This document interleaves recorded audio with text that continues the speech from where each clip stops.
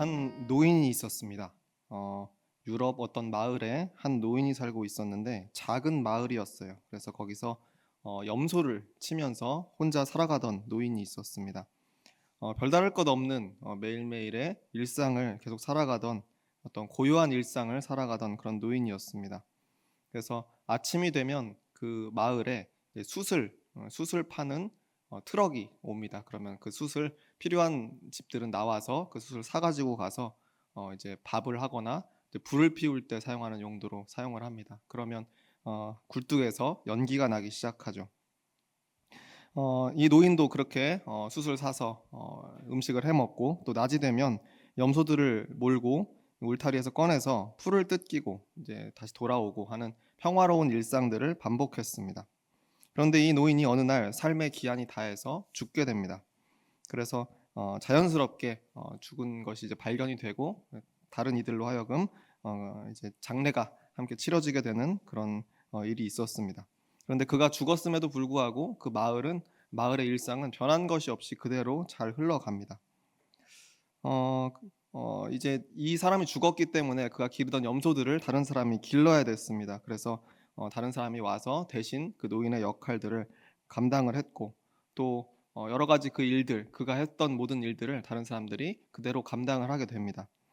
그가 죽을 때 그 옆을 지키던 사람이 하나도 없었는데 염소들 그가 기르던 염소들만이 그 옆을 지켰습니다. 마지막 임종을 봤죠. 그래서 거기서 쓸쓸하게 어떻게 보면 죽음을 맞이했지만 그렇게 죽은 다음에 이제 관이 뚜껑이 닫히고 이제 안치가 되는 그 순간에 동시에 그 염소 중에 한 마리가 이제 그 새끼를 뱄었는데 그 아기 염소가 그때 딱 태어나게 됩니다. 그러니까 노인의 죽음과 그 아기 염소의 태어남이 맞닿아 있는 겁니다. 타이밍이 아주 절묘했죠. 이제 이 염소에게 이제 모든 포커스가 맞춰지는데 어린 염소가 이제 처음으로 걷기 시작하고 뛰기 시작해서 이제 다른 염소들과 비슷하게 살아가려고 자라기 시작합니다. 그러다가 이제 노인이 없으니까 다른 주인이 풀을 뜯기러 인도하러 밖으로 처음으로 나갔었는데 그때 무리의 제일 마지막에 있던 아기 염소는 갑자기 혼자 구덩이에 빠지게 됩니다. 그래서 다른 염소들은 다 지나갔는데 그 아기 염소는 거길 지나가지 못합니다. 그래서 소리도 내보고 발버둥을 쳐보지만 아직 어리기 때문에 거기 탈출하는 것이 불가능했습니다. 그래서 결국에는 나오긴 나왔지만 이미 무리들이 다 없어진 후였어요.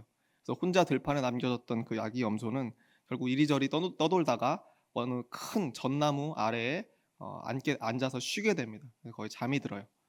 그리고는 그곳에서 생을 마감하게 됩니다. 그리고 나서 계절이 바뀌고 겨울이 오고 그 다음 해가 왔을 때 그 큰 전나무 그 밑에서 아기 염소가 잠들었던 그 전나무는 마을의 축제를 위해서 베어지게 됩니다. 그래서 베어져서 마을의 축제에 사용이 된 다음에 다 사용이 되었으니까 그 나무는 이제 토막을 내서 다시 이제 숯 공장으로 이동을 하게 됩니다. 그래서 그 숯을 다시 이제 그 나무가 숯이 되어서 그 다음 날 그 숯을 파는 그 트럭에 실려서 또 마을에 이제 배달이 되게 되죠.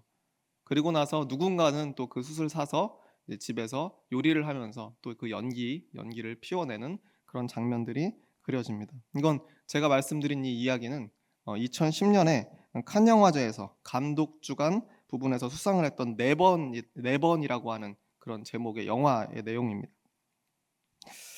대사가 이 영화 내내 1시간 30분, 40분 정도 되는데 대사가 전혀 없이 그냥 소리들은 들리지만 무성 영화는 아니고 소리들은 들리지만 대사가 전혀 없는 그런 아주 아름다운 영상으로 이루어진 그런 영화입니다. 이 제목의 네 번이라고 하는 이 뜻은 이 노인과 염소와 이 전나무, 그러니까 나무와 숯을 의미한다라고 그렇게 해석이 되어 있습니다. 어떻게 보면 자연 속에서 늘 일어나는 죽음과 삶에 대한 끝없는 연결고리를 잘 표현한 그런 아름다운 영화가 아닌가라고 저는 생각을 합니다. 처음에 노인이었다가 아기 염소로 갔다가 카메라가 그렇게 이동하거든요. 노인을 비추다가 노인이 죽으면서 그때 태어난 아기 염소를 비추고 그 아기 염소가 전나무 밑에 잠들었을 때 그 카메라는 다시 그 전나무를 비추기 시작하고 그 나무가 축제를 위해서 베어진 다음에 다시 숯으로 변했을 때 숯을 계속 비추기 시작하고 그 숯이 다시 마을로 들어와서 어떤 집에 이 굴뚝에 연기를 피우는 그런 모습들로 계속해서 이어집니다. 어떻게 보면 우리는 죽음이라고 하는 것을 늘 끝이다라고 그렇게 생각하기 마련인데, 자연에게 있어서 죽음이라고 하는 것은 사실 아주 일상적인 일입니다. 당연한 과정 중에 하나인 거죠. 이 영화를 보면 이 자연이 죽음을 별로 주목하지 않는다라고 하는 것을 알 수가 있습니다. 오히려 죽음보다는 새로운 생명을 주목합니다. 더 많은 씨앗을 대지에 뿌려내고 다른 생명체의 죽음을 통해서 오히려 새로운 생명들을 이어나가는 것, 그것에 주목하는 거죠. 이것이 자연의 섭리입니다. 묵묵히 그 다음 생명을 또 키워내고 또 그 생명을 이어가도록 각자의 자리에서 소란스럽지 않은 일상들을 살아가는 모습이야말로 자연의 섭리다라고 하는 것을 이 영화가 보여주는 것 같습니다. 그래서 이 영화를 보면 그 자연의 섭리가 새삼 참 경건하다라고 하는 그런 생각이 듭니다. 죽음과 상실에 동요하지 않고 언제나 그랬듯이 묵묵히 그 다음 생명으로 카메라가 이렇게 옮겨가는 모습을 통해서 자연의 시선이 어떤지를 우리가 볼 수가 있는 것 같습니다. 그래서 이 네 번이라고 하는 이 영화에 한마디의 대사도 나오지 않는 것이 오히려 더 큰 감동이 되는 것 같습니다. 죽음에 대해서 굳이 설명하지 않기 때문에 그렇습니다. 자연은 죽음을 끝이라고 보지 않기 때문에 아마 설명하지 않는 것 같습니다. 단절이라고 말하지 않는 거죠. 죽음에 대해서 변명하지 않습니다. 노인의 쓸쓸한 죽음은 불가피한 것이었다라고 하거나 어린 염소의 죽음이 참 안타깝다라고 하거나 튼튼하고 곧게 자랐다가 축제를 위해서 단번에 베어졌던 그 나무가 참 억울하다라거나 불꽃이 되어서 소멸되는 숯이 허무하다 이렇게 이야기하지 않는 거죠. 자연은 그저 묵묵하게 다른 생명을 또 잉태하고 누군가의 죽음과 새로운 생명 그 사이가 단절되지 않도록 말없이 계속해서 새로운 생명들을 피워낸다는 겁니다.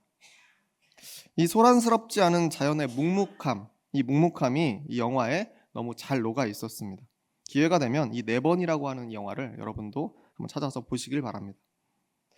저도 언젠가 우연찮게 길을 걷다가 아스팔트 위에서 작게 돋아난 들풀을 본 적이 있습니다. 그 풀의 이름이, 그 꽃의 이름이 뭔지 알 수도 없었고 또 그 풀의 이름이 뭔지도 알 수는 없었지만 아스팔트 위에 그게 작게 돋아나 있는 걸 본 적이 있어요.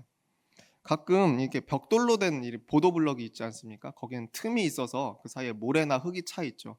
그러다 보니까 거기에서는 이걸 잘라주지 않으면 계속해서 이름 모를 풀들이 자라납니다. 그런데 그런 사이에서 자라는 거 말고 아스팔트에 갈라진 틈도 아니고 그냥 아스팔트 위에 어떻게 보면 빈틈이 하나도 없을 것 같은데 여기서 어떻게 풀이 자랄 수 있지라고 생각할 수 있는 그런 곳에 초록색 들풀이 돋아 있는 걸 제가 본 거예요. 그래서 신기해서 휴대폰으로 사진도 찍어두고 그런 적이 있습니다. 아마 제가 생각하기에 바람에 흙먼지들이 날리고 날리다가 아주 작은 이렇게 패인 그런 틈에 우연히 그것들이 쌓이고 빗물이 거기에 그 작은 먼지들을 단단하게 만들고 거기에 우연히 또 씨앗이 날아가다가 떨어져서 거기에서 풀이 자라지 않았을까 저는 생각을 합니다. 그래서 결국에는 그 딱딱하고 뜨거운 아스팔트 위에 초록색 들풀을 피워냈던 겁니다. 자연은 씨를 뿌리면서 아스팔트가 덮였다고 이 부드러운 흙이 보이지 않아서 이거 씨를 뿌릴 수가 없다고 원망하지 않습니다. 그저 끝없이 묵묵하게 씨앗을 더 많이 뿌리고 또 뿌리고 날 때까지 기다리고 또 뿌려서 결국에는 그 위에 피워내는 것이 자연인 거죠. 그게 자연의 방식입니다. 생명을 이 땅에 심어가는 자연의 고집이 이 안에 담겨 있다라고 할 수 있는데 저는 이 모습이 하나님의 창조 사역의 원리가 아닐까라고 생각을 해봅니다. 끝없는 씨 뿌림으로 결국에는 피워낼 수 없는 곳에 피워내는 것, 그것이 하나님의 창조 사역이 아닐까 생각합니다. 복음서에 나오는 예수님은 이와 같은 원리를 삶으로 보여주셨습니다. 그는 그의 삶을 통해서 하나님의 이 창조 사역을 보여주셨어요. 증명하셨습니다.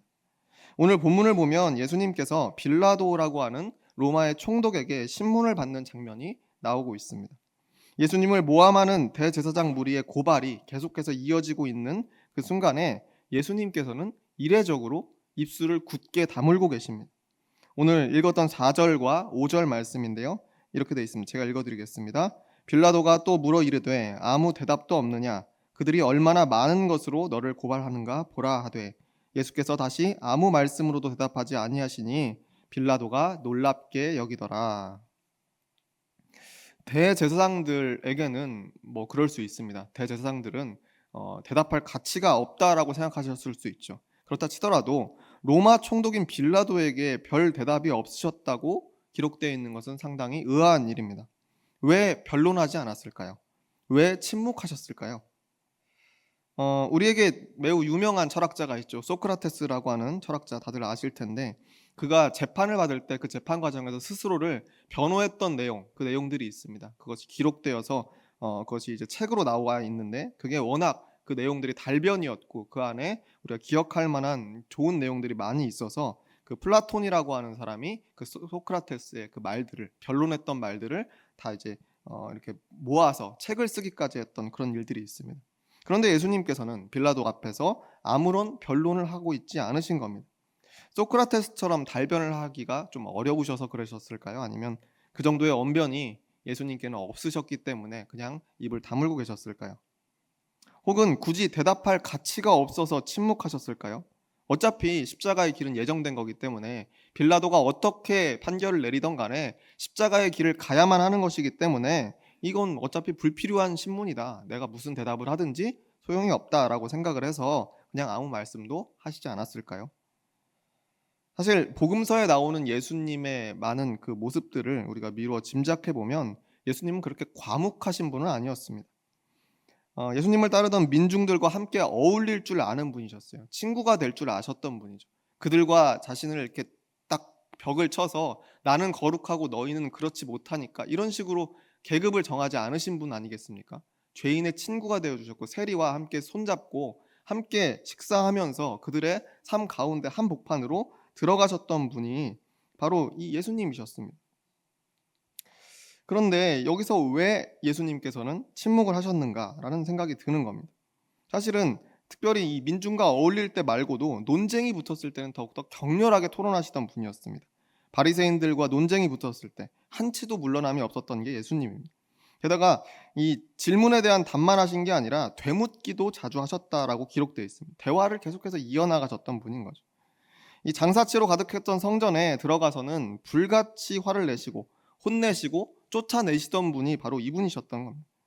십자가의 길을 가긴 가더라도 충분히 그 사람들의 거짓 고발에 대해서 대꾸하고 꾸짖고 훈계할 만한 분이 바로 이분이셨던 겁니다.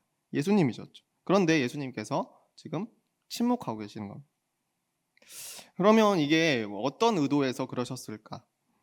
영국의 비평가 그리고 또 역사가였던 이 토머스 칼라일이라는 사람은 이런 말을 명언을 한 적이 있습니다. 웅변은 은이요, 침묵은 금이다라는 이야기를 한 적이 있어요. 유명한 이야기인데 조리 있는 답변보다 때로는 아무 말도 그냥 하지 않고 묵비권을 행사하는 것이 더 나을 때가 있다라고 그렇게 이야기하는 겁니다. 그럼 그것 때문에 그런 이유 때문에 예수님께서 처세술로 침묵하신 걸까요? 근데 묵비권을 행사해서 좋을 때가 있겠죠. 그러나 지금 이 자리는 그러면 안 되는 자리입니다. 빌라도 앞에서 말 한마디 한마디가 중요한 자리입니다. 잘못 말하면 목숨이 달아나는 자리입니다.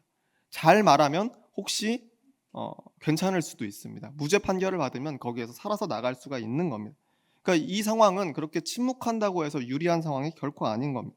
그런데도 예수님은 침묵하고 계십니다. 그래서 5절 하반절 말씀을 보면 빌라도가 참 놀랍게 여기더라라고 그렇게 기록되어 있습니다. 누가 보아도 가만히 있어서는 안 되는 그런 상황이었어요. 조용히 있을 수 없는 억울한 상황인데 계속해서 예수님은 침묵하고 계신 겁니다. 그러니까 그것을 보고 빌라도가 놀랐던 거죠. 충분히 자신을 변호할 만한 상황이다라는 생각이 들었는데 이건 왜냐하면 누가 봐도 증거가 부족했거든요. 대제사장들이 와서 이 예수라는 사람을 죽여야 합니다. 이 사람은 큰 죄를 지었습니다라고 아무리 이야기를 하지만 로마의 법이라는 게 있습니다. 그들도 지금 2000년 전이지만 우리보다 더 이 아주 예리한 법들을 가지고 있었어요. 그렇기 때문에 충분히 판단할 수 있었습니다. 이 지금 대제사장들이 와서 지금 아주 뭐 이 억지를 부리는지 아니면 합당하게 지금 고발을 하고 있는지를 충분히 판단할 만했습니다. 그러니까 아마 빌라도는 총독이었던 빌라도는 예상을 했을 거예요. 이 사람들이 지금 억지를 부리고 있다. 이들은 유대인들인데 그 안에서 어떤 종파 간에 잘은 모르지만 뭔가 다툼이 있어서 지금 억지로 이 사람을 모함하고 있다라는 생각을 분명히 했을 겁니다. 그러니까 예수님께 어떤 대답을 기대했던 거죠. 누가 봐도 증거도 불충분하고 고발하는 내용이 앞뒤도 스스로도 맞지가 않는 겁니다. 그런 상황들을 바라보면서 분명히 이 사람의 변론을 잘 듣고 그것이 합당하면 놓아줄 생각도 있었을 수 있습니다. 그런데 이 예수라고 하는 이 사람이 아무런 대답을 하지 않으니까 놀라워합니다. 이후에 십자가에 달려 돌아가시기까지 예수님은 스스로를 전혀 변호하지 않으셨습니다. 묵묵하게 모든 억울함들을 다 끌어안고 십자가를 감당하셨던 거죠. 그래서 15장 39절 말씀을 보면 이렇게 기록이 되어 있습니다. 예수를 향하여 섰던 백부장이 그렇게 숨지심을 보고 이르되 이 사람은 진실로 하나님의 아들이었도다 하더라. 백부장의 고백입니다. 이 사람은 진실로 하나님의 아들이었도다. 백부장은 로마의 군대의 장교입니다. 그런데 거기에 이 사람은 진실로 하나님의 아들이었다라는 고백을 여기서 하고 있는 겁니다. 백부장은 아마 모든 것을 지켜봤을 거예요. 이 사람이 얼마나 침묵했는지, 수많은 조롱과 그리고 또 여러 가지 면에 있어서 변론을 할 만하고 스스로를 항변할 만한 상황 가운데 있는데 그 모든 것들을 견뎌내면서 한마디도 하지 않는 것을 바라봤던 거죠. 그래서 마지막에 이 사람이 진실로 하나님의 아들이었다라고 고백하게 되는 겁니다. 이 사람은 진실로 하나님의 아들이었다. 예수님께서 혹시 언변이 모자라서 혹은 원래 말이 없으셔서 아니면 재판의 유리함을 위해서 묵비권을 좀 행사하시려고 침묵하셨는가? 그게 아니죠. 예수님께서는 이 상황에서 침묵하면 곧 죽는다는 것을 당연히 알고 계셨습니다. 그럼에도 예수님은 아무 말도 하지 않으신 거죠. 예수님의 침묵에는 아마도 여러 가지 복합적인 이유가 있었을 겁니다. 그런데 이 말씀을 제가 거듭 묵상을 하면서 왜 예수님이 아무 말도 하지 않으셨을까 질문하던 이 제 마음속에 한 가지 문장이 떠올랐습니다. 그 문장은 바로 원수를 사랑하라입니다. 원수를 사랑하라. 마태복음 5장 44절 말씀에 이렇게 되어 있습니다. 나는 너희에게 이르노니 너희 원수를 사랑하며 너희를 박해하는 자를 위하여 기도하라. 대제사장들의 예수님을 향한 고발은 빌라도에게 정식으로 접수가 됐습니다. 그 고발이 로마의 총독이었던 빌라도에까지 왔다라고 하는 것은 이게 정식으로 사건 접수가 됐기 때문에 로마 법대로 모든 것들이 이제 치러진다는 그런 이야기의 그런 의미입니다. 그래서 당시에 로마법에는 이 뭐가 있었냐면 무고죄라는 게 있었습니다. 당연히 있죠. 지금도 있는 그 법이지만 무고죄가 있었어요. 그래서 어떤 사람을 고발했는데 나중에 다 조사해 보니까 그가 죄가 없는 사람이다라고 한다면 이게 무고죄가 성립을 하는 거예요. 그러면 거짓으로 고발했던 죄명에 해당하는 그 형벌 혹은 그에 준하는 벌을 거짓 고발자에게 내리게 되어 있었다라고 되어 있는 겁니다. 다시 말해서 예수님을 십자가에 못 박는 것이 대제사장들의 계획이었다고 한다면 만약에 그것을 정식으로 고발을 했는데 거기서 죄를 찾지 못해서 무죄를 받으면 고발한 사람이 십자가에 달려 죽을 그런 위험 가운데 있었다라고 하는 겁니다. 그러니까 사실은 이 사람들은 지금 목숨을 걸고 예수님을 고발하고 있는 거죠. 예수님께서는 자신을 고발하고 있었던 그 대제사장 무리에게 원수까지 사랑하라라고 하는 계명을 묵묵히 지켜내고 계셨던 겁니다. 원수가 누굽니까? 자신에게 누명을 씌워서 죽이려고 공모하고 애쓰는 지금 눈앞에 있는 대제사장 무리가 아니었겠습니까? 예수님에게도 모든 억울함과 분노의 감정이 왜 없었겠습니까? 있었을 겁니다. 사람이었기 때문에. 또 대답하고 변론하고 따지고 싶은 마음이 왜 없었겠습니까? 그런 능력이 충분한데. 그런데 모든 그 마음들을 잠재우시고 예수님께서는 침묵 가운데에서 원수 사랑을 실천하시기 위해서 그 입을 다물고 계신 겁니다. 그렇게 바라보니까 지금까지 예수님의 모습은 처음이나 끝이나 언제나 동일하게 사랑의 씨앗을 뿌리는 여정이었다라는 생각이 제 마음속에 찾아왔습니다. 병든 자, 약한 자, 소외된 자를 향하셨던 그 사랑은 온 유대 지역에 유명세가 생기고 사역의 환경이 바뀌어서 점점 이 모든 이 환경들이 바뀌어가는 그 상황에도 변하지가 않았다는 겁니다. 급기야 예루살렘에서 유대인 무리에게 잡혀서 십자가에 달려 죽는 그 순간까지도 그 사랑의 씨앗을 뿌리는 것을 멈추지 않으셨다는 겁니다. 원수를 사랑하는 법을 삶으로 보여주신 거죠. 로마서 12장 17절 이하의 말씀에 사도 바울의 입술을 통해서 이렇게 고백되어 있습니다. 17절 말씀, 아무에게도 악을 악으로 갚지 말고 모든 사람 앞에서 선한 일을 도모하라. 20절, 내 원수가 줄이거든 먹이고 목마르거든 마시게 하라. 그리함으로 내가 숯불을 그 머리에 쌓아놓으리라. 21절 말씀을 함께 읽겠습니다. 악에게 지지 말고 선으로 악을 이기라. 아멘. 예수님을 영적으로 만났고 깊이 이해했던 사도 바울의 놀라운 고백이 바로 이 로마서에 나타나 있습니다. 악을 악으로 갚지 말아라. 선으로 악을 이겨내라. 이것이 예수님의 방식입니다. 목숨이 경각에 달려있는 이 순간에도, 빌라도 바로 앞에 있었던 이 순간에도 예수님께서는 여전히 이 사랑을 실천하고 계셨던 겁니다. 예수님의 침묵의 그 이유는 원수 사랑의 실천, 그 실천이 바로 그 이유였습니다. 예수님께서는 환경을 탓하지 않으셨습니다. 변명하지 않으셨어요. 언제나 묵묵하게 해야 할 일을 해내셨던 분이 바로 예수님입니다. 들을 귀 있는 자들은 들을지어다. 우리를 반대하지 않는 자는 우리를 위하는 자니라.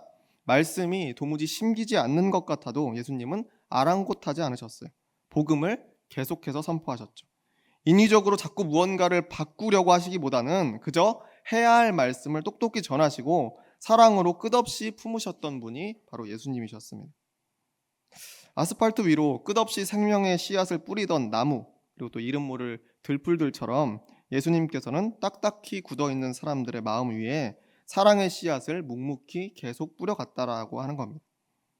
죽음조차 생명의 한 과정으로 바라보던 자연의 그 시선과 자신을 죽이려고 목에 핏대를 세우면서 거짓 고발하는 그 대제사장의 무리를 바라보는 예수님의 시선, 그 두 시선이 저는 닮아있다라고 생각을 합니다. 자연이 누가 아스팔트를 덮었냐고, 자연이 씨를 보내면서 누가 아스팔트를 여기에 덮었냐고, 아스팔트 때문에 씨가 심길 수가 없다고, 이걸 걷어내야 된다고, 부드러운 흙이 없으면 씨앗이 심길 수가 없으니까 생명이 자라지 않는다고 변명하지 않듯이 예수님도 자신을 고발하던 그 아스팔트 같은 대제사장 무리를 걷어내려 하지 않으셨다는 겁니다. 그저 묵묵히 해야 할 일들을 하셨습니다. 자신이 고발당하던 그 순간에도 고발자들을 위해 침묵하면서 사랑의 씨앗을 그 장소에서도 뿌려내시는 겁니다. 아스팔트 위에 고집스럽게 그 작은 들풀 하나를 끝끝내 피워내고 말듯이 예수님도 끝없이 사랑의 씨앗을 던지셨다는 겁니다. 그 고집으로 자신을 조롱하던 이들의 단단한 마음 위에 끝끝내 부활이라고 하는 그 희망을 피워낸 것이 바로 예수님이었습니다. 우리는 우리가 누구의 제자가 되기로 결심했는지를 잊으면 안 됩니다. 우리는 누구의 제자가 되기 위해서 이 자리에 모여 있는지를 늘 우리 스스로에게 질문해야 됩니다. 내가 평생 누구를 따르기로 했는지, 누구를 닮아가기로 한 것인지를 자꾸만 스스로에게 되뇌어야 된다는 겁니다. 우리는 바로 이런 예수님을 닮기로 했습니다. 이런 예수님을 따르기로 했습니다. 아스팔트 위에 꽃씨를 날리는, 끝없이 사랑을 뿌리는, 죽음 앞에서 원수마저 사랑하는 그 예수님을 닮기로 작정하고 결단한 사람들이 우리라는 겁니다. 이걸 우리는 잊으면 안 됩니다. 우리가 지금 살아가는 세상은 어떻습니까? 아스팔트처럼 단단하게 덮여서 생명이 자랄 것 같지 않은 그런 부분들이 참 많이 있는 세상입니다. 특히 저 중동 지역에서 들려오는 소식들을 기억해 보세요. 매일 들려오는 소식들이 죽음의 소식들밖에 없습니다. 전쟁의 그 그림자가 점점 짙어지고, 엊그저께는 학교에 폭격이 일어나서 100명 이상의 사망자를 내는 그런 끔찍한 소식들이 들려옵니다. 거기는 전쟁이라고 하는 아스팔트가 두텁게 덮여 있는 거죠. 또 최신의 전투기를 구비했다고, 이제 러시아 본토를 우리가 직접 타격할 수 있다고 기뻐했던, 얼마 전에 있었던 그 우크라이나 대통령의 그 연설을 제가 TV를 통해 봤습니다. 그들의 절박함이 이해는 가지만, 그러면 한편으로 전쟁의 기운으로 지금 저기가 완전히 덮여 있구나라는 생각이 들어서 마음이 씁쓸했습니다. 저 땅이 언제 저 전쟁의 기운이 거쳐서 평화의 길로 나갈 수 있을지 막막한 심정이 마음속에 들었던 거죠. 우리나라는 또 어떻습니까? 저기 파주에 올라가면 거기에 장단콩 마을이라는 이름이 있습니다. 이름에 마을이 있습니다. 재미있는 이름이죠. 장단콩 마을. 장단콩이라고 하는 그 콩이 굉장히 맛있는 그런 콩이다라고 유명한데, 거기에 가려면 헌병대의 검문을 받아야 됩니다. 미리 약속하지 않으면 그곳에 들어갈 수도 없습니다. 왜냐하면 거기가 민간인 통제 구역이기 때문에 그렇습니다. 파주에는 임진각에 가면 미리 녹음된 이산가족의 사연이 계속해서 울음소리와 함께 들려옵니다. 북녘 땅이 망원경이 있지만 그게 없어도 분명히 보이는데, 거기를 보면서 마치 신비의 땅을 보듯이, 무슨 달을 보듯이 아이들에게 저쪽이 바로 북한이야. 그럼 애들은 신기하게 쳐다봅니다. 거긴 그냥 우리 땅, 함께 우리가 살아가던 우리의 한반도 그 땅인데 거기를 마치 신비의 어떤 장소처럼 바라보고 있습니다. 그곳에는 끊겨진 기찻길이 있고 6.25 전쟁 때 총탄에 맞아서 부서진 기관차가 전시되어 있습니다. 용산 전쟁 기념관에 가면 서해 교전 때 제2차 연평해전이었죠. 그때 부서졌던 파괴된 군함이 전시되어 있고 그때 희생되었던 그 사람들의 어떤 그런 흔적들과 그리고 또 총탄의 그 구멍들과 이런 모든 것들이 다 그대로 보존되어서 전시되어 있습니다. 평택 천안함 전시관에 가면 두동강 난 천안함이 그대로 전시되어 있습니다. 남북 갈등으로 인해서 보기만 해도 이 참담한 전시품들이 계속 하나둘 늘어만 가는데 세월이 지나도 사정이 나아지는 것 같지가 않습니다. 남과 북 사이에는 아주 짙은 전쟁의 아스팔트가 깔려 있는 것 같습니다. 그뿐입니까? 광화문에 가면 일본 대사관이 있습니다. 그곳 맞은편에 평화의 소녀상이 있죠. 일본 위안부 피해자를 기리기 위해서 예술 조형품을 거기에 만들어뒀습니다. 이 일본 대사관 앞에서 지난 1992년부터 매주 수요일마다 집회가 열립니다. 위안부 문제 해결을 촉구하는 평화로운 집회가 1992년부터 지금까지 계속 열리고 있습니다. 일주일에 한 번씩 열리는데 바로 지난 수요일이 7일이었는데 그때 집회가 1660회 집회였습니다. 지금도 이 시위에는 300명 이상이 참석해서 이 집회를 이어가고 있습니다. 일제강점기의 만행에 대한 상처가 아직도 아물지가 않은 거죠. 가해자의 사과가 아직도 이루어지지 않은 겁니다. 해방으로부터 79년이 다 되어 가는데 그 수탈과 학살의 끔찍한 아스팔트가 얼마나 단단했으면 아직도 제대로 거쳐지지 않았다는 겁니다. 그런데 이럴 때일수록 우리는 분명히 기억해야 됩니다. 생명의 희망 없는 아스팔트에 그저 씨앗을 날리고 또 날리고 또 날려야 된다라고 하는 사실을 기억해야 됩니다. 그것이 하나님 창조의 원리라고 하는 겁니다. 그 끝없이 베푸는 묵묵한 사랑 전파가 예수님 사역의 늘 한결같은 모습이라는 사실도 우리는 기억해야 됩니다. 아스팔트를 걷어내는 것이 아니라 그 위에 피워내는 것입니다. 아스팔트를 걷어내는 게 아니라 그 위에 피워내야만 하는 겁니다. 하나님의 백성들, 그리스도인들, 우리 신앙의 모든 선배들은 언제나 그런 길을 지금까지 걸어왔습니다.